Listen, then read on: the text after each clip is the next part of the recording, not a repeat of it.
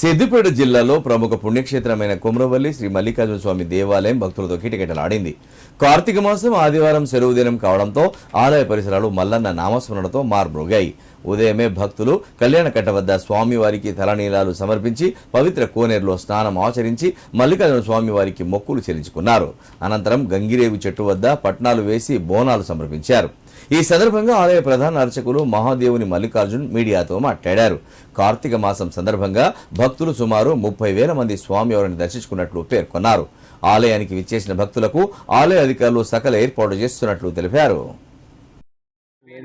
సురేంద్ర సమర్చితం హరిసహస్ర సమాన ఘన ప్రభం సురవరం కరుణావరుణాలయం కుమరవల్లి పురీశమహం భజే.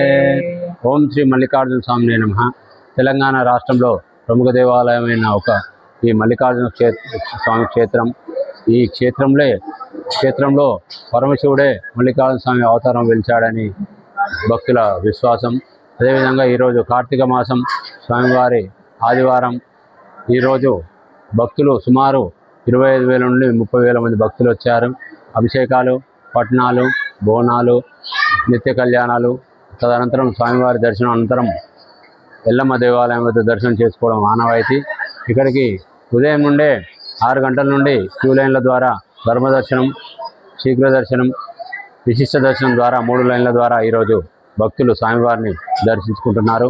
వచ్చే భక్తులకు ఎలాంటి ఇబ్బందులు కలగకుండా దేవాలయం వారు అన్ని ఏర్పాటు చేయడం జరిగింది.